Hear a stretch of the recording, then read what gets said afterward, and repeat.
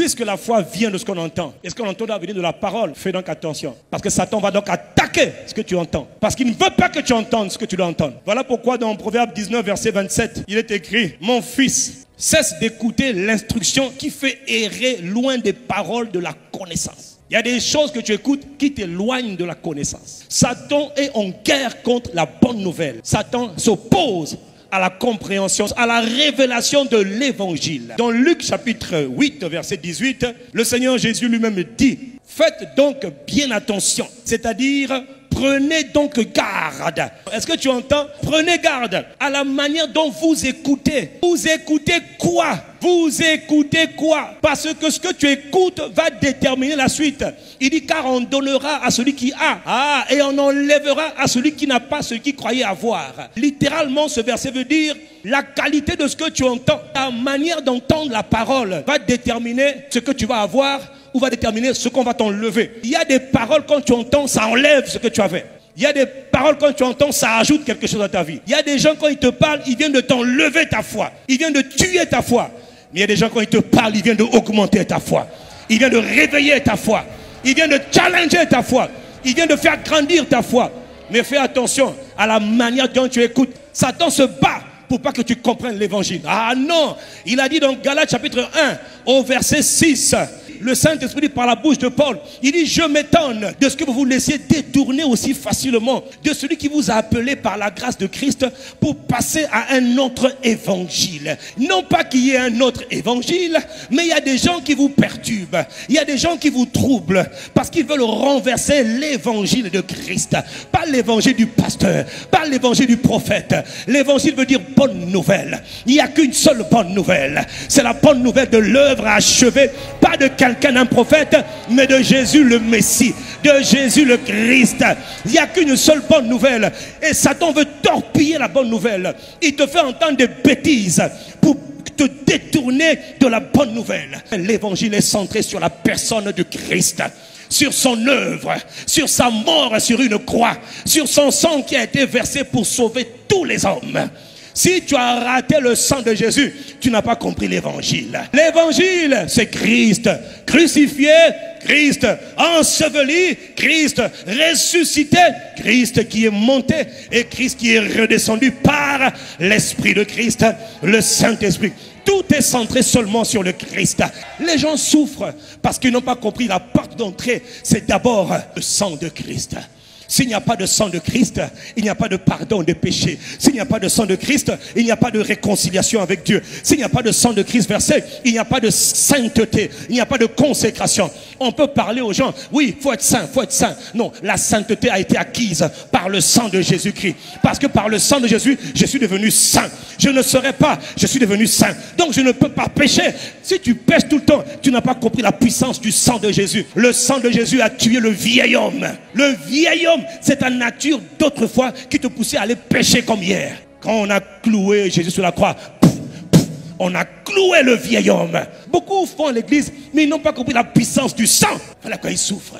Mon ami, s'il y a des malédictions dans ta vie, on ne sort pas par le jeûne et la prière, c'est faux. Le jeûne et la prière sont importants, mais le jeûne et la prière doivent s'appuyer sur l'œuvre achevée de Christ, sur l'œuvre de Christ à la croix et à la résurrection. Ma prière doit s'appuyer sur ce que Jésus a fait. On ne saccage pas le monde de ténèbres avec les simples prières et jeûnes. Non, beaucoup de gens ont été trompés. La foi vient de ce qu'on entend. Ta foi a été assassinée par des gens à qui tu as fait confiance. Ils t'ont dit, si tu veux être délivré, emmène les bijoux que tu avais à la maison. Ton enfant était un sorcier, ton grand frère était un sorcier. D'ailleurs, dans ta famille, tout le monde est sorcier.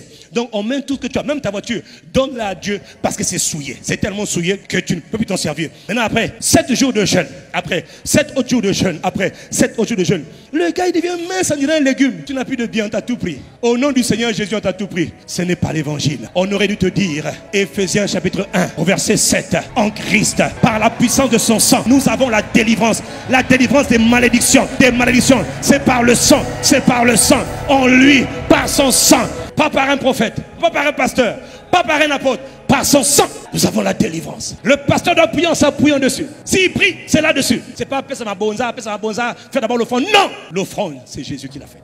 Quel montant tu vas donner pour avoir la guérison, si ce n'est pas ce que Jésus a déjà fait? Il a été maudit pour que toi, dans ta vie, on ne parle plus jamais de malédiction. Revenez sur le sang. Parce que beaucoup sont rentrés dans la vie chrétienne par les fenêtres. Ils sont rentrés par la guérison, par la démonologie. Non, les démons ne sont pas un problème. On les chasse. Pourquoi faire une fixation sur des démons? Mon frère, faut te réveiller. Beaucoup ont été dépouillés dans leur église. A bien dit, là-bas, c'est la magie, la franc-maçonnerie, la sorcellerie. Il ne veut pas que tu entendes parler de l'évangile. L'évangile. L'évangile de Christ. La bonne nouvelle. Jésus est mort pour mes péchés. Il est enseveli. Le 3e jour, il est ressuscité d'entre les morts. 40 jours, il est monté dans la gloire. Et il est revenu par son Esprit Saint. Gloire et louange à Jésus le Christ. Tu m'as entendu parler de quel évangile? À ICC, tu as entendu quel évangile? Satan ne veut pas que tu entendes l'évangile. Parce que ce que tu entends va produire en toi la foi. Tu vas sortir des malédictions sans effort, juste en t'appuyant sur le sang. Oh, moi je plaide le sang. Pauvre diable, par le sang de Jésus, je sors de ton influence. Le diable verra beaucoup d'entre vous ici sortir na fier. Sortir na fier. Fier. Je suis sorti. Comment tu as fait? Par le sang. Je suis sorti par le sang. Le sang de Jésus m'a fait diable. Le sang de Jésus. De plus en plus, le peuple que nous sommes en train de comprendre qu'on avait mis la charrue avant les bœufs, qu'on nous avait trompés. On nous avait envoyé écouter un autre évangile. Oh, l'évangile du développement personnel. Oh, le coach. Il y a tellement de coachs maintenant qu'on ne sait plus qui doit coacher qui. Ça, ce n'est pas l'évangile. L'évangile parle de Christ. Coach un tel. Coach un tel. Elle veut te donner les bons conseils pour réussir ton mariage. Non. Moi, les bons conseils me viennent de l'Esprit de Christ. Il est ma sagesse. Il est mon intelligence. Je n'ai rien contre les coachs, s'il vous plaît. On va encore me dire qu'ils critiquent les coachs. Non. Je veux restaurer le message de l'évangile. C'est par le sang de Jésus qu'on vit une belle vie. C'est par le sang de Jésus qu'on sort des griffes des ténèbres et qu'on rentre dans la gloire.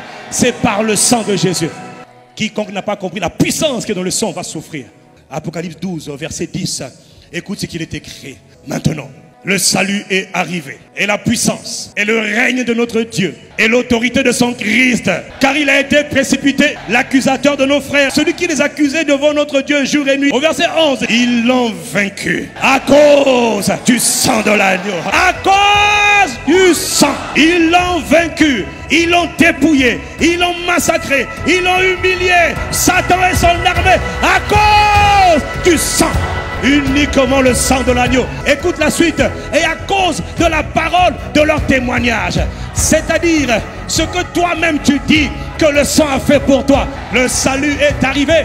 Mais le salut est arrivé et il est manifesté quand tu plaides les mérites, les vertus, la puissance de son sang. Satan connaît le pouvoir du sang. Voilà pourquoi il ne veut pas qu'on parle du sang. Mais à ICC on parle du sang de Jésus. On célèbre le sang de Jésus. On honore le sang de Jésus.